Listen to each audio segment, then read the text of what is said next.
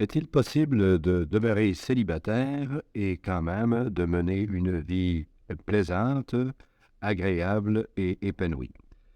À cette question, beaucoup de gens sont portés à répondre non, il n'y a pas moyen. Les gens qui demeurent célibataires sont toujours des êtres racornis, refoulés, isolés, maladifs et le préjugé est extrêmement répandu, encore du vieux garçon ou de la vieille fille qui mènent des vies absolument ennuyantes, sans intérêt et dans un système de non-épanouissement personnel accentué.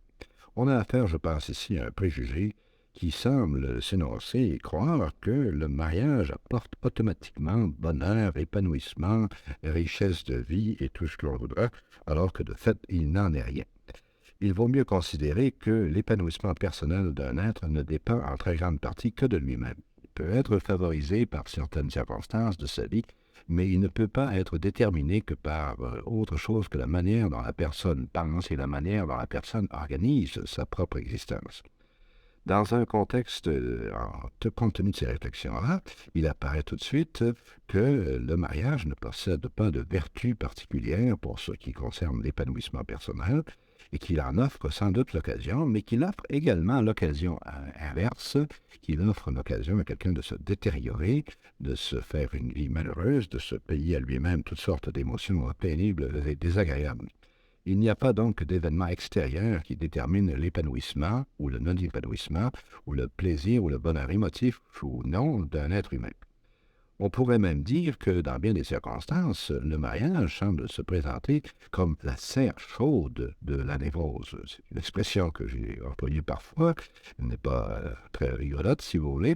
Vous savez, ce que produit une serre chaude, c'est un milieu particulièrement propice pour la croissance des éléments qui sont abrités par la serre, des plantes, par exemple, et on pourra dire quelqu'un qui a déjà des troubles émotifs plus ou moins accentués, ce qu'on appelle habituellement les troubles névrotiques, eh bien, pour lui, pour une personne comme celle-là, le mariage pourra constituer un facteur d'épanouissement, non pas de lui-même, mais de sa névrose et de croissance, donc, de ses troubles.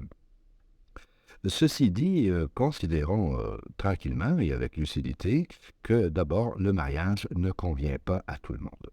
Il y a un bon nombre d'entre nous qui, pour diverses raisons, que je vais énumérer dans cet instant, qui, pour diverses raisons, sont mieux de ne pas se marier. Il est infiniment préférable, me semble-t-il, de mener une vie agréable célibataire que de mener une vie mariée malheureuse, compte tenu du fait que nous sommes sur Terre apparemment pour jouir de la vie et nous payer le meilleur temps possible. Il est vraiment inutile de se placer dans des circonstances qui apportent plus de malheur que de bonheur dans la vie. Ainsi, on pourra dire, par exemple, certaines personnes qui sont plongées dans des occupations, des professions ou des styles de vie qui se concilient très mal avec une vie mariée. Enfin, si vous êtes un voyageur au long cours, si vous êtes un marin qui est continuellement absent, si vous êtes un explorateur, si vous passez des mois et des mois à l'extérieur de la civilisation, dans le fond des bois, et il n'est pas impossible qu'il vaille mieux que vous ne vous mariez pas. Si vous êtes très occupé, par exemple, par la politique, si votre travail vous captive au point qu'il vous reste peu de temps et peu d'énergie pour vous occuper d'une relation interpersonnelle suivie avec une autre personne, il vaut probablement mieux que dans des circonstances comme cela, vous vous absteniez de vous marier. Par ailleurs, d'autres personnes sont en quelque sorte affectées d'infirmités, de caractéristiques physiques, par exemple, qui rendent pratiquement impossible une vie à deux vraiment confortable et vraiment agréable. Ceci, bien sûr, il n'est pas question de leur interdire de se marier. Et ceci n'est pas interdit, pas plus qu'il est interdit à un marin d'avoir une épouse. Mais on n'est pas en train de se demander si c'est interdit ou non. On est en train de se demander si cela est opportun, si cela est une bonne idée ou si c'en est plutôt une mauvaise.